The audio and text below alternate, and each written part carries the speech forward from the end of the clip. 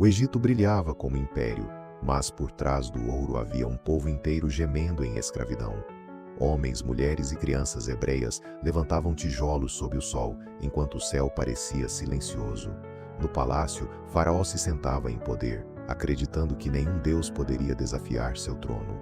Mas, longe dos salões do Egito, Deus já havia preparado um libertador chamado Moisés. No silêncio do deserto, uma sarça ardia em fogo, mas suas folhas não eram consumidas. Moisés se aproximou tremendo porque aquele fogo não era comum, era presença divina. Deus o chamou para voltar ao Egito e enfrentar o homem mais poderoso da terra. Moisés hesitou, mas Deus lhe deu Arão, seu irmão, para caminhar ao seu lado. Juntos, os dois voltaram para a terra onde a dor do povo clamava por libertação. Quando chegaram, os hebreus ouviram a promessa e pela primeira vez enxergaram esperança. Mas a esperança precisaria atravessar o coração endurecido de Faraó. Moisés entrou no palácio não como príncipe, mas como enviado do Deus vivo. Diante do trono, a ordem divina era clara: deixar o povo partir. Faraó recusou, e sua arrogância abriu as portas para sinais terríveis. O cajado foi lançado no chão, e diante de todos se transformou em serpente. Os magos do Egito tentaram imitar o sinal, mas o poder de Deus prevaleceu. Mesmo assim, Faraó endureceu o coração, e o primeiro golpe caiu sobre o Nilo.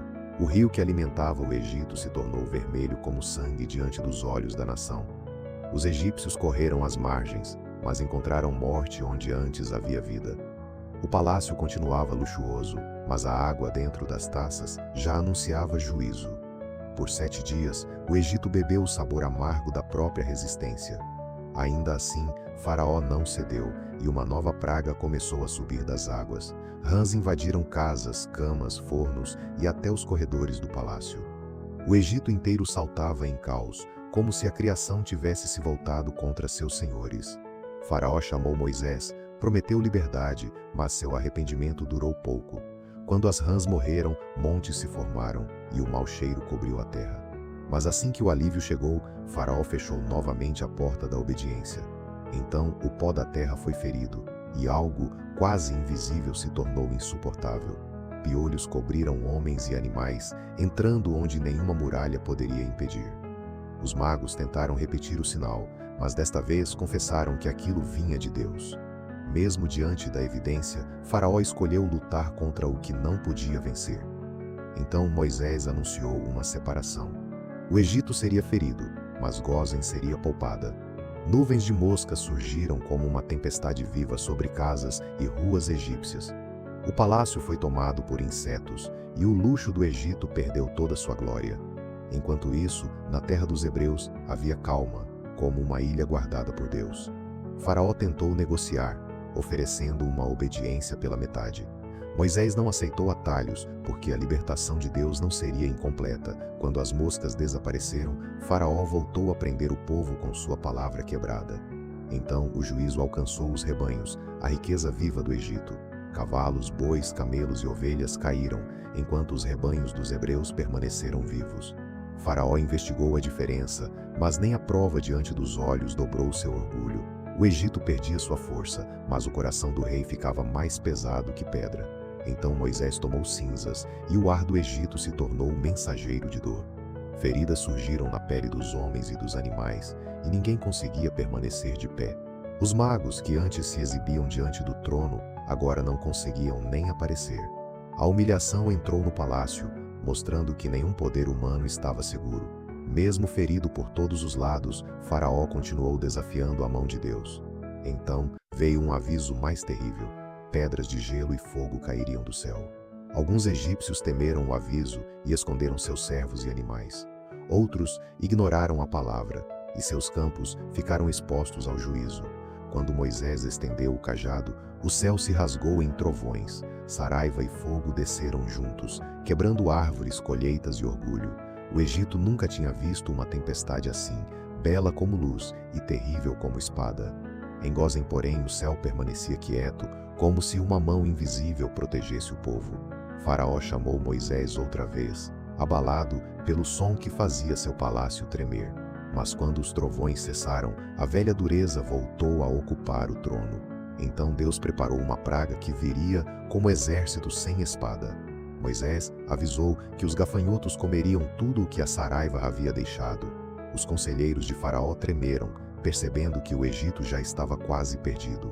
Mesmo pressionado, Faraó tentou controlar a obediência como quem ainda manda em Deus. Então o vento trouxe os gafanhotos, e o céu desapareceu sob asas incontáveis. Eles cobriram a terra devorando folhas, frutos e qualquer sinal de colheita. O verde do Egito sumiu, e a terra ficou nua diante do seu rei. Faraó pediu alívio, e um vento contrário levou o enxame para longe. Mas o coração do rei continuava preso, mesmo quando o Egito já estava vazio. Então veio uma praga sem movimento, sem ruído, sem forma, trevas.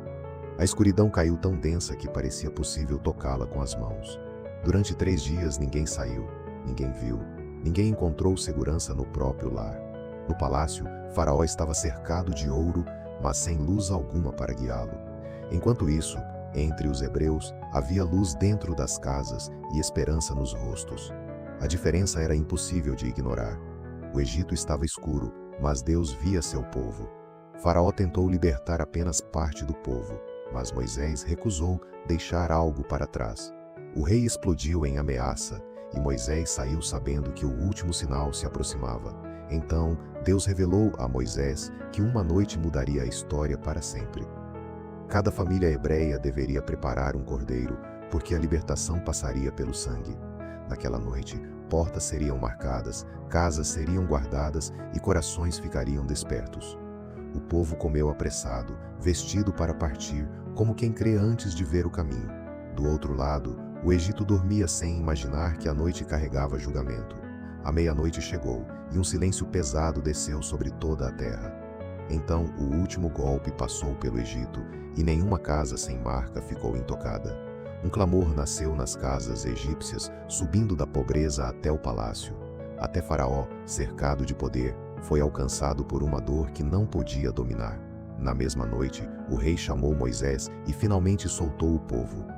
A ordem que antes parecia impossível atravessou o Egito como vento de libertação.